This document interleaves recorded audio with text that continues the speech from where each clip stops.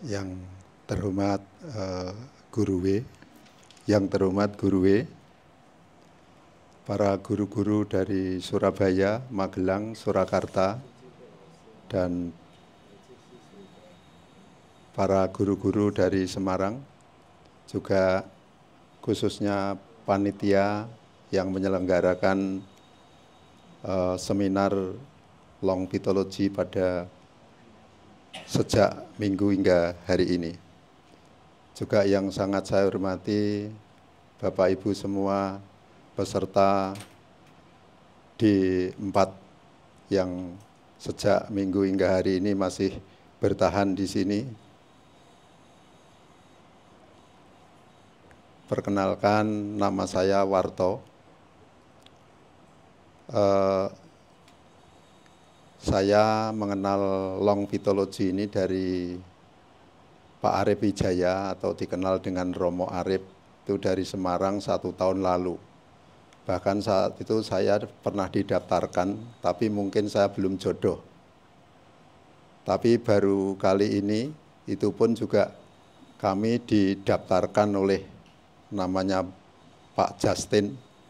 Tapi saat itu katanya ikut juga tidak lulus, yang lulus istrinya, yaitu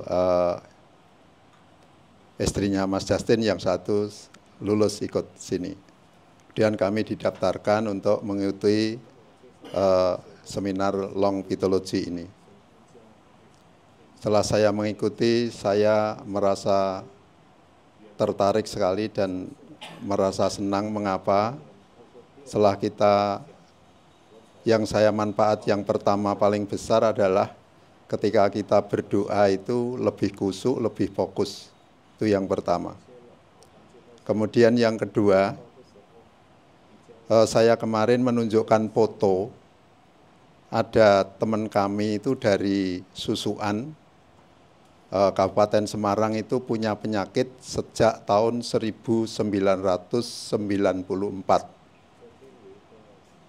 Nah, sakitnya itu gatal.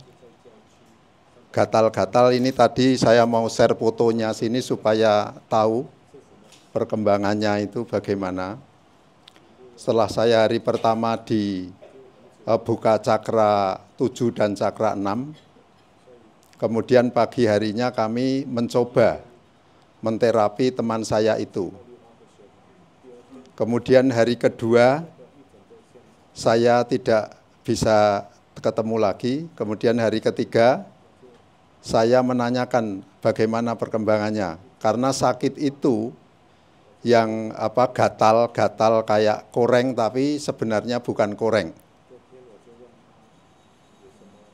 Kemudian rasanya katanya ngilu, sakit, kaku.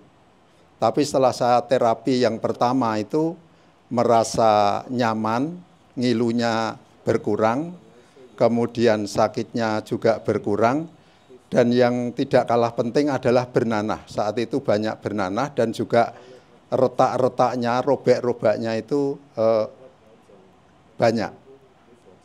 Tapi setelah kita terapi itu semakin tenang, tidak gatal, tidak sakit, ngilunya kurang, kemudian robek-robeknya itu menjadi semakin sedikit.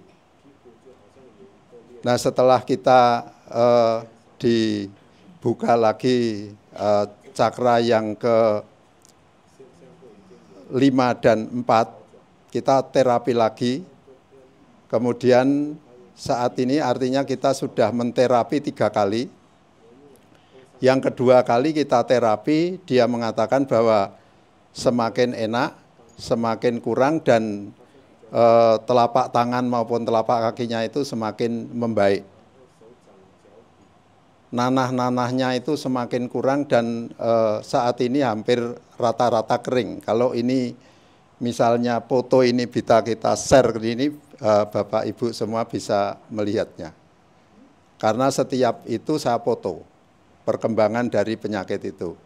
Dan ternyata Bapak Ibu sekalian, penyakit ini awalnya itu hampir tidak mungkin secara umum. Kenapa? Karena itu saya tanya, karena Bapak, ini saya tidak tahu namanya, Pak Lause Johan ini saya belum tahu menanyakan itu sebabnya apa gitu. Ternyata setelah saya tanya, pada umur 1 tahun itu menemukan buku kecil, tapi buku itu adalah buku silat. Pas tepat 1 Muharram 1994 itu dia mempraktekkan buku silat itu di depan mamahnya atau ibunya yang memasang sesajian itu. Setelah itu dia semacam kayak ditendang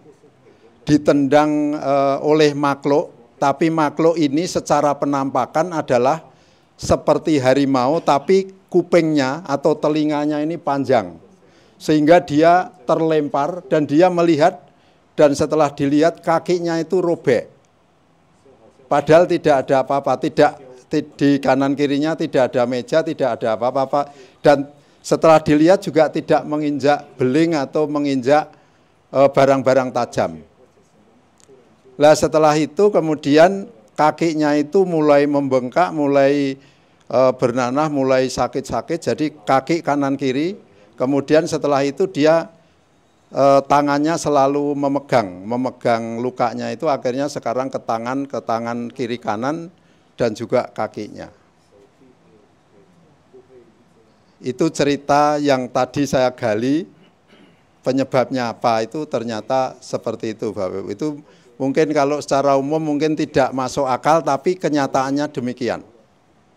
Terus kemudian saya bilang, coba kamu minta maaf sama itu. Oh sudah saya lakukan Pak, tapi belum berhasil. No. Ceritanya begitu Bapak Ibu, itu yang pertama. Kemudian yang kedua, bahwa seperti yang disampaikan oleh Ibu Indah tadi, saya umur 66, hampir 67. Ya setiap hari itu mungkin saya ke kamar kecil untuk buang air kecil itu 6-7 kali. Tapi setelah dibuka, ya, tengah malam harus 6-7 kali. Iya, betul. Jadi setiap jam itu tahu, oh ini jam 3, ini jam 2, ini jam 1, ini jam, sampai kadang-kadang jam 5 kita itu masih itu, nanti bangun lagi seperti itu. Tapi setelah dibuka cakra yang keempat dan kelima, itu kita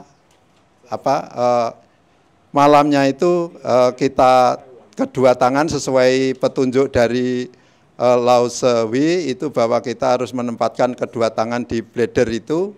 Kemudian kita sudah tidak merasakan keluar ke kamar mandi lagi untuk kencing lagi, sehingga kami bangun pagi-pagi dengan nyaman, dan terakhir setelah bangun itu baru kita kencing hanya sekali. Itu manfaat yang ketiga dari long pitology ini. Kemudian yang ketiga, saya kan sering jatuh ketika naik motor itu, jadi pinggul sebelah kanan itu sakit. Kalau duduk lama sakit, berdiri lama juga sakit. Kemudian setelah kita sambil berbaring atau duduk, tangan kiri saya letakkan di cakra 7 dan tangan kanan kita letakkan di pinggul sebelah belakang ini. Ternyata makin hari makin membaik, dan saat ini tinggal sedikit rasa sakit itu. Demikian mungkin yang bisa kita sampaikan. Semoga long pitology makin hari makin berkembang, makin maju, bertumbuh, dan bermanfaat bagi banyak orang. Terima kasih. Terima kasih para Lause semua dan seluruh panitia.